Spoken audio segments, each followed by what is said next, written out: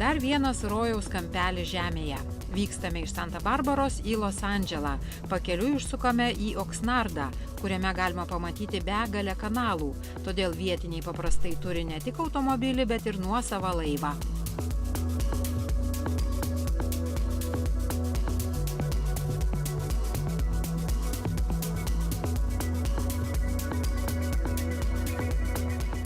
Mus pasitinka Rasa Arbas, lietuvių išeivių rašytojos Alės Rūtos ir architekto Edmundo Arbas dukra.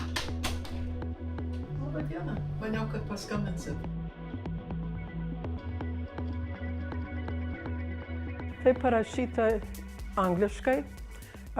Bob Dylan eilės sako, I see my light come shining from the west unto the east. Any day now, I shall be released. Rasos Arbas landšafto dizainerės ir dailininkės namuose pilna gėlių ir lietuviškų ženklų. Kryžiai buvo padovanoti tėveliam, kai jie išvažiavo iš Mičigano. Vytis, rūpintojėliai, kryžiai. Lietuvos kryžiai nuostabiai gražūs. Garbingiausioje vietoje Petro ir Palmiros Damijonaičių austos juostos. Nors mano vyras amerikietis, kai atvažiavom čia, jisai žinojo, kad man sunku buvo persikelti iš Santa Monikos, kaip sakyti, iš mano tėviškės. Tai prieš baldus, prieš ką iškabinom visas juostas. Tai turiu pasakyti, kad čia irgi turbūt pažįstat Petrą ir Palmirą Damijonaičius. Audėjai, tai čia yra jų beveik visi nuausti. Dipukų arba Čiauskų šeima gyveno rytinėje pakrantėje, Mičigane, vėliau persikėlė į Santa Moniką. Šeimoje augo 3 vaikai – Vijolė, Rasa ir Arimantas. Mano brolis Arimantas Edmundas Arbas, kuris buvo neurobiologas, daktaras ir žuvo prieš 29 metus. Buvo katastrofa ir pajūry ir dėja žuvo.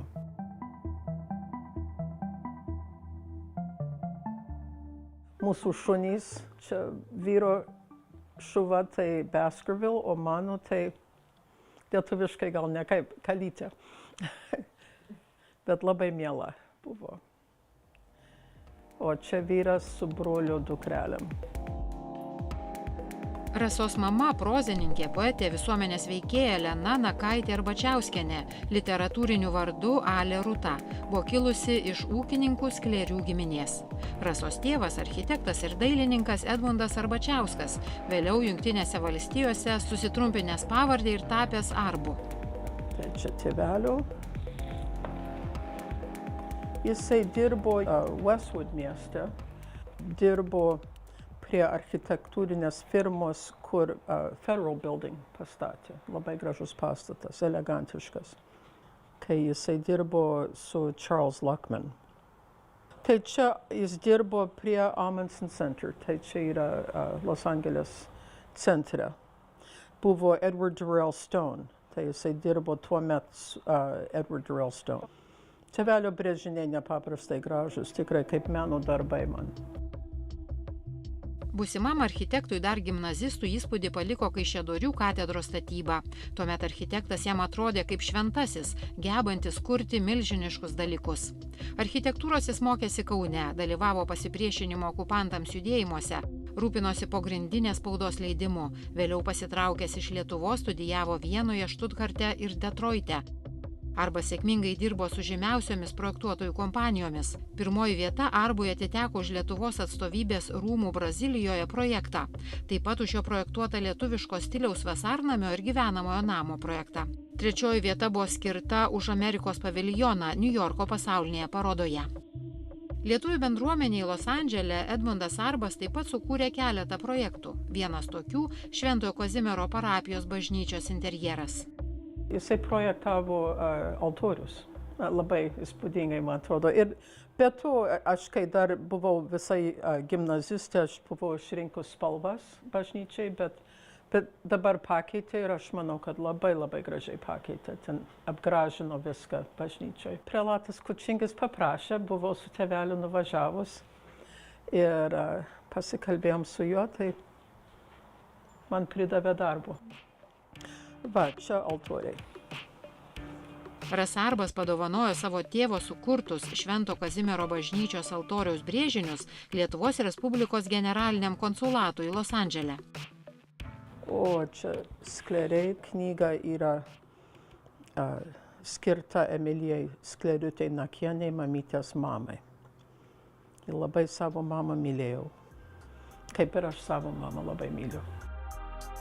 Sklerių šeimoje gimė 10 berniokų, bet balandžio 1-ąją gimė Amiliutė. Iš džiaugsmo tėvas net nepatikėjo ir vadino ją Apriliaus mergiotę. Krikštatėvis buvo pats Tumas Vaižgantas. Emilija Skleriūtė nutekėjo į Rudžius, netoli Rokiškio, ir stebindavo visą kaimą savo darbštumu, dosnumu ir žinoma pomėgių poezijai ir dainoms. Čia buvo mūsų paskutinė knyga kartu su mamyte.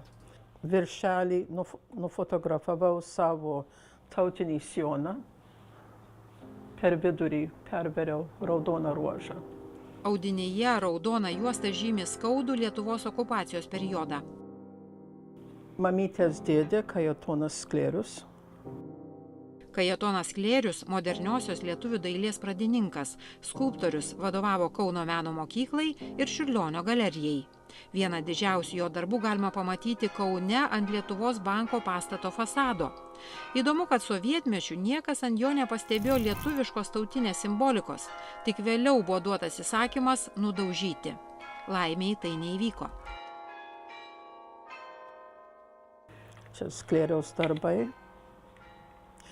Mamytė sakydavo, kad čia jos mama ir močiutė. Čia mano paveikslas. Taip. Monotipas. Tai čia yra kelias į Rudžių kaimą, mamytės kaimas. Prie Rokiškio. Jonas Nakas, Emilija Skleriutė Nakienė, dukrelė Elena Viktorija Nakaitė ir Veronika Nakaitė Smalstienė. Aš ją pažinojau tik tai kaip teta Veronika, niekad jos nebuvau susipažinus, bet kai tėveliai į Ameriką važiavo, jinai jau buvo Amerikoje ir jiems padėjo atvykti į Ameriką. Čia Nakų troba Rudžiuose sovietų okupacijos laikais. Didelė troba. Dariau tą nuotrauką Rudžiuose, kad matytųsi jų laukai. Mano brolis Edmundas Arimantas, mamytė, Ale Rūta Arbienė. Čia aš mažiukė, sesuo Violė Elena ir tėvelis Edmundas. Čia mano nuotrauka iš parodos vienos. Dar jaunutė buvau. O čia aš tą nuotrauką dariau mamytės. Labai nuotaikinga. O čia mano kartu su mamytė. Man irgi ta nuotrauka patinka.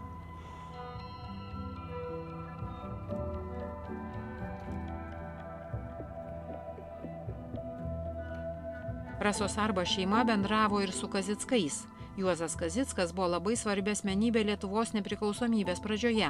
Tai verslininkas, ekonomikos mokslų daktaras ir filantropas. Jo įkurtas Kazickų šeimos fondas remia švietimo bei socialinius projektus. Šiandien fondui vadovauja Kazickų dukra Jūratė. Rasarbas sukūrė Juozo Kazicko rezidencijos Vilniuje sodo landšaftą. Mano mintis labai smulki erdvė. Ir kad matytųsi nuo balkono, nežinau, čia yra nuotrauka, kaip matosi, taip, čia balkonas, kad matytųsi gražiai nuo balkono, įstatėm tą fontaną, žinoma, vanduo, toks malonus ir garsas, ir vaizdas, ir kad tuo taku galėtų pilnai su viens kitu daktaras Kazickas su prezidentu eiti. O kas buvo labai smagu, kai buvo rezidencijos atidarymas, tai buvo, čia tas yra toks didesnis, tai čia galima žmonės susirinkti daugiau. Orkestras čia grojo, o ant to tako žmonės šoko.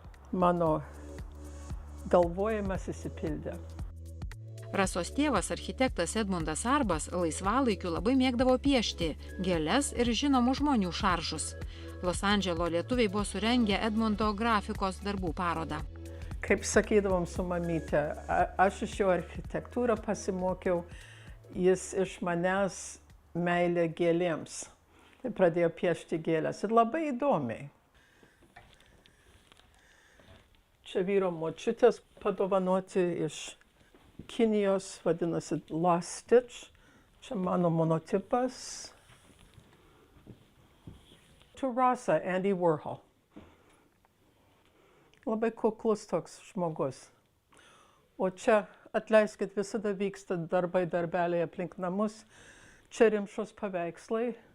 Ir suradau straipsnį, kur ir nuotrauka mūsų su mamyte ir Rimša. Jonas Rimša dar Lietuvos nepriklausomybės pradžioje migravo į Pietų Ameriką. Jis laikomas ekspresionizmo pradininku Bolivijoje. Gyvenimo pabaigoje jis atsikraustė į Santa Moniką. Rasa Arbas sutiko parodyti šeimos relikviją – tautinį kostiumą sukurtą Anastazijos ir Antano Tamošaičių. Tai pirmieji profesionalūs tarpukario tekstilininkai lietuvišką tautinį kostiumą demonstravę pasaulinėse parodose Paryžiuje ir Niujorke. Traukdamiesi į vakarus nuo sovietų, Tamošaičiai išsivežė ir autentiškus įvairių Lietuvos regionų kostiumų pavyzdžius. Kanadoje jie įsteigė Menų ir amatų akademiją ir dirbo toliau. Beje, prie šio tautinio kostiumo rankas pridėjo ir poeto Bernardo Brazdžionio žmona Aldona. O, man buvo, dabar pagalvoju,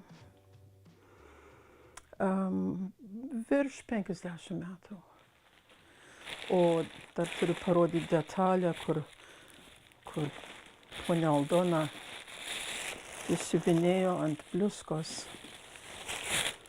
Matosi, kaip prijungimas padarytas. Gražus. Čia jos visas tas darbas. Ir tikrai, turtas. Čia mamytės gintarai, kur atsivežė iš Lietuvos. O tie yra irgi virš 50 metų senumo, man padovanoti Lietuvoje. Bet aš mėgstu perverti ir visada turiu pridėti nagučius prie visko. Tai įdėjau po kriauklytę čia, tarpe ir čia smulkesnių gintarų. Nes kartais tie gintarai, kai viens prie kito pasidaro biški sunkus. Aš šokau 2 tautiniuose festivaliuose Čikagoje ir mane pastatė, turbūt, kad gražus kostiumas, pastatė į priekį, kad lydėčiau grupę. Rasa Arbas planuoja šią šeimos brangenybę padovanoti Lietuvai. Lėkti kaip pašėlę, ypatingai kai šventėj. Arba ir malūnas taip. Padarydavo tą malūną iš pat centro, 2000 šokėjų. Tai pastatydavo mus jaunesnius ant galo, kai tas malūnas per vidurį tik žengia va taip. O mes lekiam, kiek tik galim, kad suktųsi tas malūnas. Visada tą prisimenu, nes vis tiek reikėjo šiek tiek ir elegantiškai lėkti, ar ne? Gan susilankščius. Bet galima pamatyti, kaip būtų. Tamošaičių austą lietuvišką tautinį kostiumą gavo ir princesė Diana vestuvių proga. Toks buvo Didžiosios Britanijos lietuvių bendruomenės sumanymas 1981. Buvo labai įdomu. Nežinau, ar jį kada dėvėjo, bet graži dovana labai. Kiekvienais metais Rasa nupiešia naują atviruką palinkėjimą. Čia hope, viltis. New beginnings, nauja pradžia.